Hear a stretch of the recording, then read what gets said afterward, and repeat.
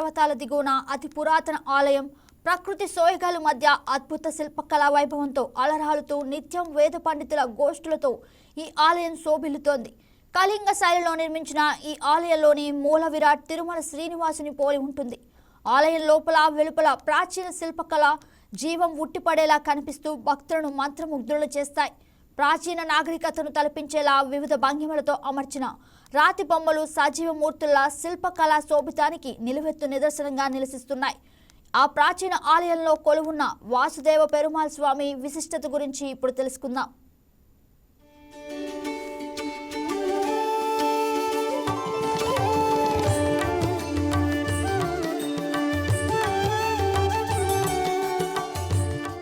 పట్టణంలో శ్రీ వాసుదేవ్ పెరుమాళ్ ఆలయం వద్ద మనం ఉన్నాము.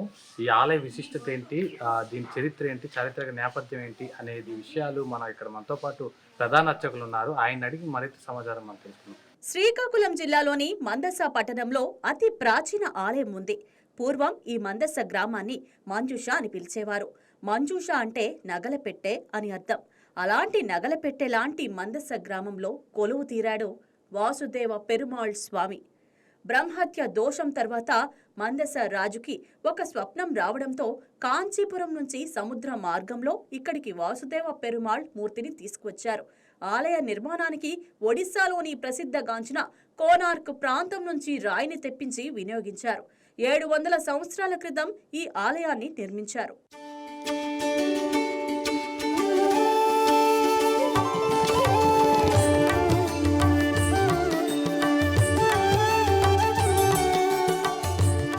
ఈ ఆలయానికి హనుమంతుడు క్షేత్రపాలకుడు. ప్రతి ఏటా ఫిబ్రవరి, మార్చి నెలల్లో వచ్చే మాఘమాసం మొదటి వారంలో ఇక్కడ కొలువైన వాసుదేవుడికి బ్రహ్మోత్సవాలు నిర్వహిస్తారు.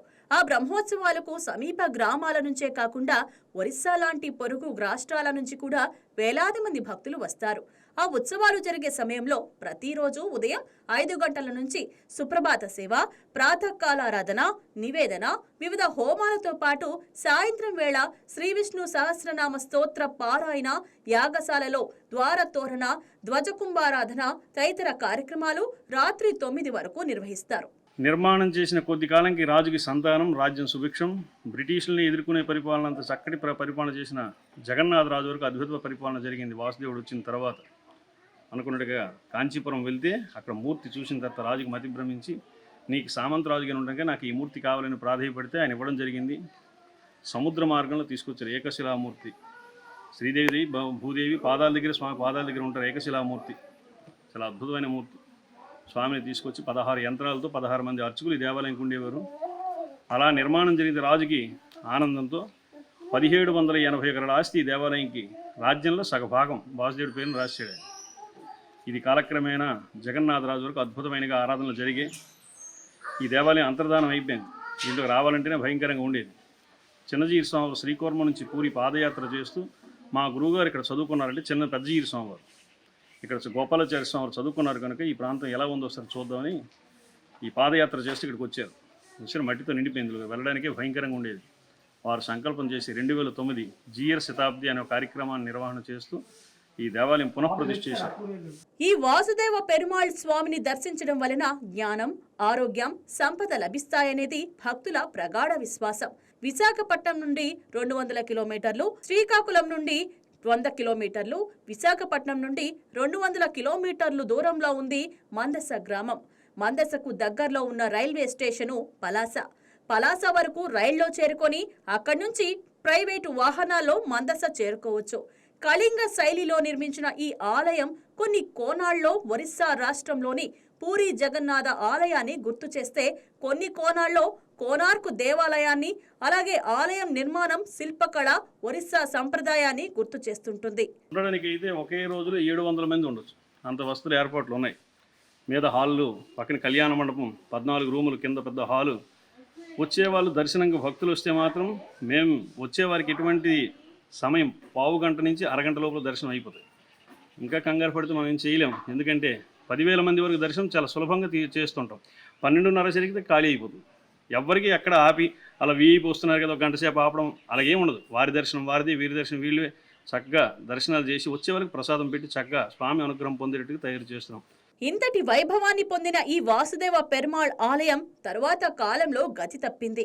ఆలయ గోడల మీద పిచ్చి మొక్కలు పెరిగి విష జంతువుల సంచారంతో చాలా కాలం ఈ అపురూప ఆలయం నిర్లక్ష్యానికి గురైంది.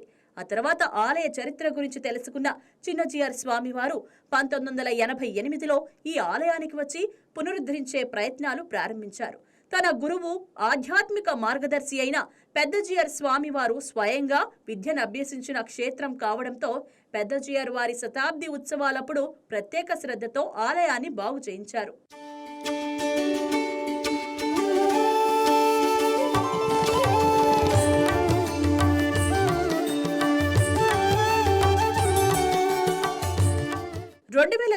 ఫిబ్రవరి నెలలో ఈ ఆలయాన్ని పునః ప్రతిష్ఠ చేశారు. మరుగున పడిన ఈ ఆలయానికి చిన్నజీఆర్ స్వామియే పూర్వ వైభవం తీసుకొచ్చారు. ఇక్కడ దర్శనానికి ఎటువంటి టికెట్ ఉండదు. ప్రత్యేకంగా హుండీలో డబ్బులు వేయాలని ఎవరిని అడగరు. అసలు ఇక్కడ హుండీయే ఉండదు. పెరుమాళ్ అంటే తమిళనాడు అనుకుంటారు, కానీ ఈ క్షేత్రం ఉత్తరాంధ్రలో ఉంది.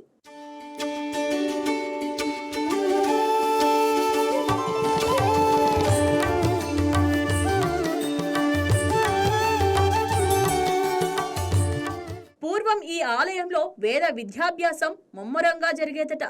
ఆలయ ప్రాంగణంలో వేద విద్యను బోధించే రామానుజులు అనే ఆచార్యులు కాశీ వరకు పర్యటించి పండిత చర్చలలో ఎంతో మంది విద్వాంసులను ఓడించి ఈ ప్రాంత కీర్తి పతాకాన్ని ఎగరవేసినట్లు చరిత్ర చెప్తోంది. పెద్దజీఆర్ స్వామి కూడా ఇక్కడ వేద విద్యాభ్యాసం చేశారు. పూర్వం ఈ ప్రాంతం వైష్ణవానికి పెట్టింది పేరుగా ఉండేదని చెప్తారు. ఈ క్షేత్రాన్ని దర్శిస్తే సమస్త వైష్ణవ క్షేత్రాలను దర్శించినంత ఫలితాన్నిస్తుందని చెప్తారు. ఈ ఆలయ ప్రధాన అర్చకులు ఇప్పుడు మనతో పాటు ఈ ఆలయ విశిష్టత గురించి ఎన్నో విషయాలు చెప్పడం మనం చూసాము. కెమెరామెన్ ప్రసన్నతో reporter Prithviraj, YK news. Please subscribe to YK TV Network. Please subscribe to YK TV. Please watch YK News.